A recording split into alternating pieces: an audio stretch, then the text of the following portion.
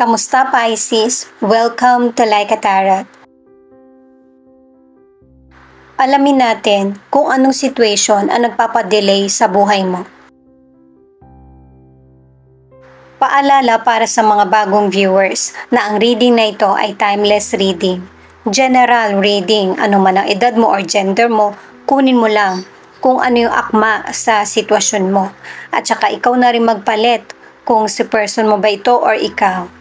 At ito ang start ng 1 week reading mo.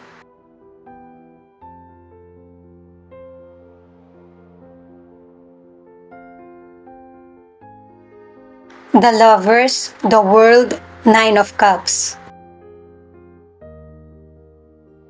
Binibigyan ka ng advice ng mga cards na mahalin mo muna ng higit ang sarili mo bago mo ibigay ang mundo mo sa iba. Pwedeng sa person ito, sa karir mo or sa negosyo, or sa mga hobbies na kinakaaliwan mo.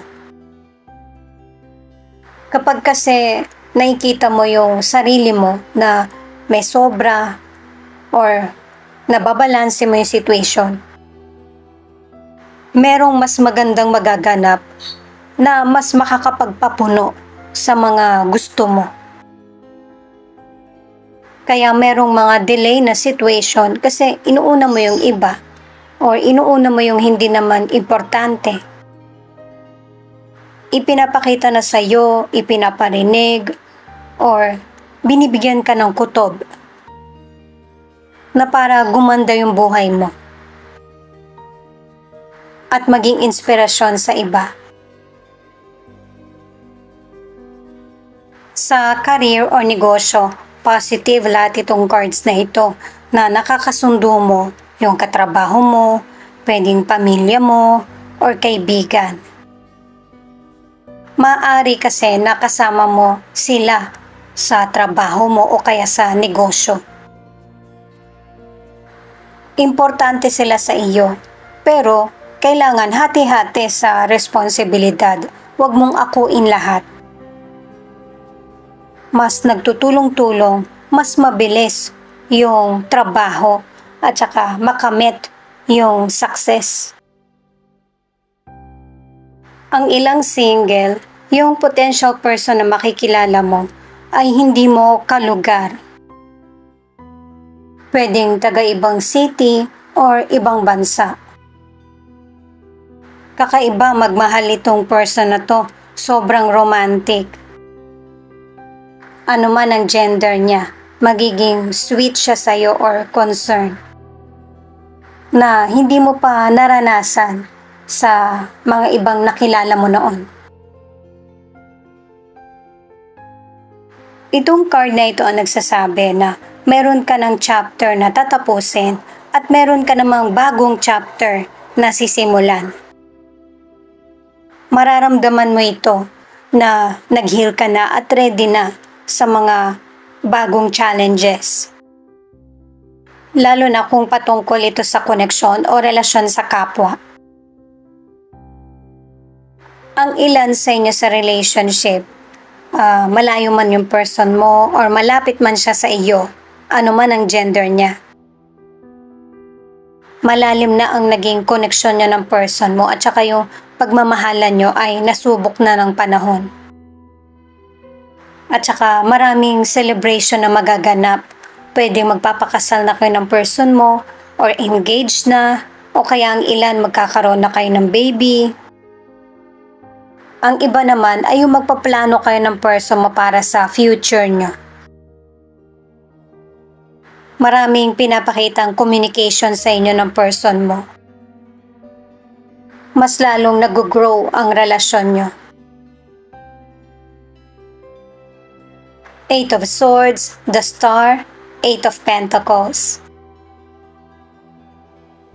Ang ilang Pisces, meron kang situation na kinakaharap na gusto mo ikaw yung magbigay ng solusyon. Hindi mo ito ino-open sa iba or kahit sa person mo. Kasi ang gusto mo, katulad mo natuto ka, yung matuto din yung kapwa mo na resolbahan kung ano man yung mga issue na kinakaharap. Siyempre, hindi ito makakabuti para sa ilang person na hindi kasing lakas mo. Maraming bagay ang matututunan ng kapwa mo sa iyo. Kung paano maging independent at hindi mawalan ng pag-asa at yung maunawaan yung feelings ng iba. Itong mga cards na ito ay binibigyan ka ng warning na huwag kang magsasalita ng negatibo patungkol sa iyo, lalo na sa financial. May mga delay na nagaganap patungkol sa financial, yung hindi nababayaran yung nahiram sa iyo or tumatagal yung pag-asenso mo. Darating ang swerte sa iyo. Pwedeng mula sa tulong ng iba or dahil sa tiyaga at pagsusumikap mo. At saka binibigyan ka ng advice ng mga cards na magkaroon ka ng plano. Huwag isang plano lang yung tutukan mo. Lalo na't ang ilan sa inyo, magiging financially secure ka. Yung kahirapan ang magpupush sa iyo para magtagumpay. May ilang single na dahil sa focus ka sa karir mo, hindi mo nabibigyan ng atensyon yung mga potential person na nagpapakita ng interes sa iyo. Minsan lang ito darating, kaya bigyan mo ng atensyon para malaman mo kung kailangan mo.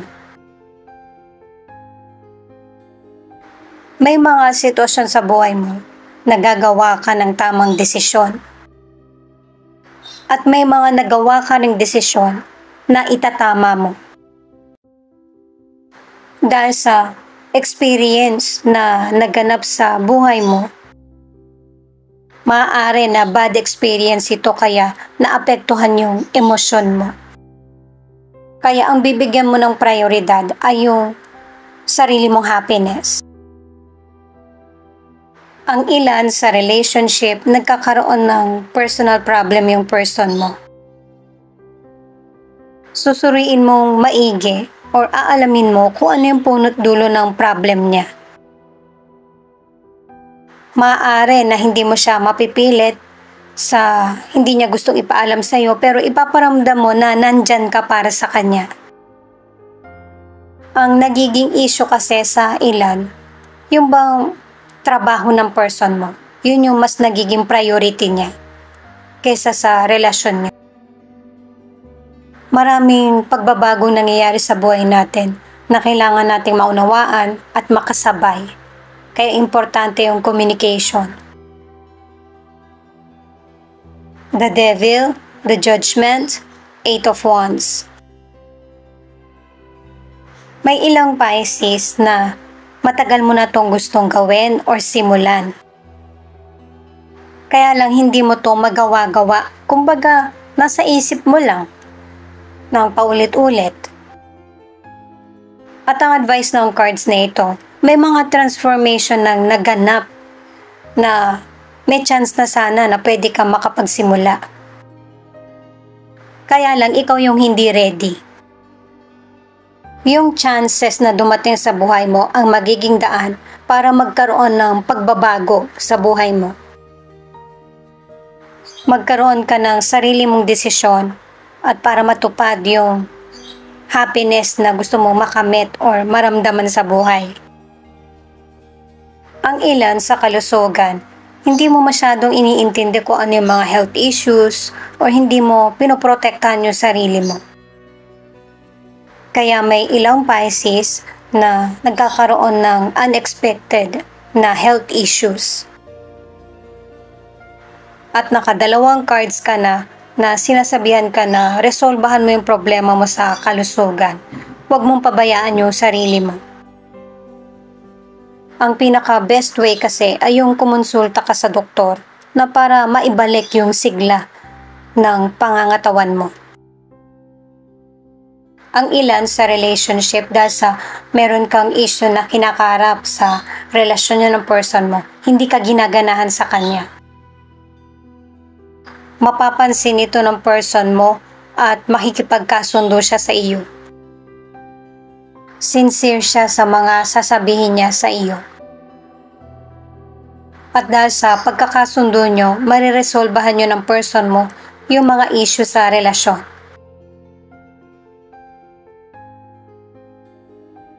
Itong card na ito ang nagpapatunay na may mga Pisces na sisikapin mo magkaroon ng improvement ang buhay mo. Seseryosohin mo na yung patungkol sa mga health issues, problem mo sa career, sa negosyo, or sa money.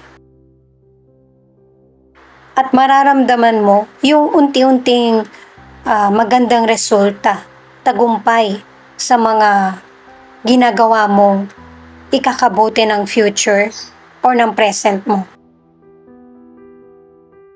Ang ilang single, pinag-iingat ka ng mga cards na mayroong person kang makikilala na hindi siya magkukommit sa relasyon, nakadalawang cards na. Itong person na ito ay dating connected sa iyo or matagal mo ng kaibigan, kakilala. Ang ilan sa inyo hindi natin kalahi itong potential person na makakarelasyon mo or magkakaroon kayo ng koneksyon. Kaya ganito itong person na ito kasi natatakot siya na baka hindi mo siya seryosohin. Or meron siyang maling akala na hindi seryosong relasyon ang hanap mo. Pero habang nagpapatuloy yung koneksyon nyo ng person na ito, yung love na akala niyang sandali lang or koneksyon na sandali lang ay pangmatagalan. Pero kung tingin mo hindi ganun ang magiging resulta ng koneksyon nyo ng person na ito, hindi rin naman sayang kasi maganda rin yung naging koneksyon nyo. Ito naman yung feelings ng person mo na pwede rin ipakita kung ano yung feelings mo.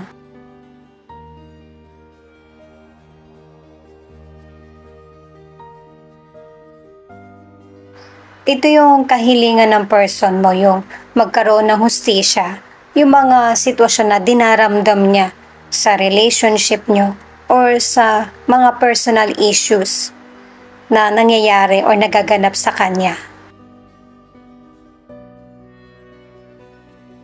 At itong person na ito ay bitin sa naging koneksyon nyo o relasyon. Kasi ang gusto niya ay yung magkasama pa rin kayo.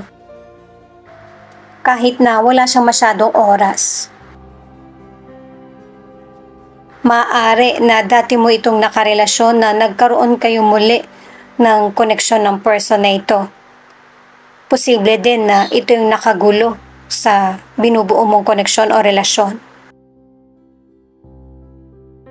At ito yung kasagutan sa hustisya na gusto mong makamit or hustisya na gustong makamit ng person mo na darating ito sa buhay nyo ng one step at a time.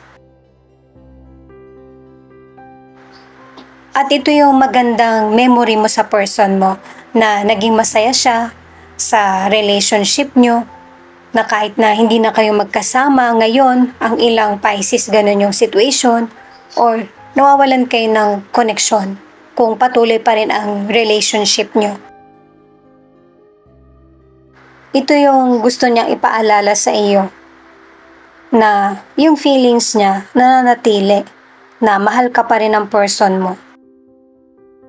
Kasi naging parte ka ng buhay niya, anuman ang mga problemang kinakaharap nyo.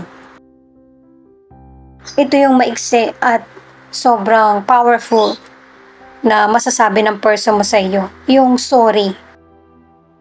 Na kahit maiksi, mahirap sabihin or mahirap mapatunayan dahil sa mga maling aksyon or desisyon na nagawa.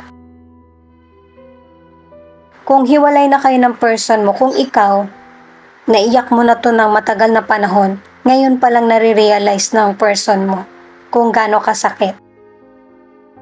Yung mawala ka sa feeling niya, or yung tingin niya wala ng pag-asa yung relationship niyo.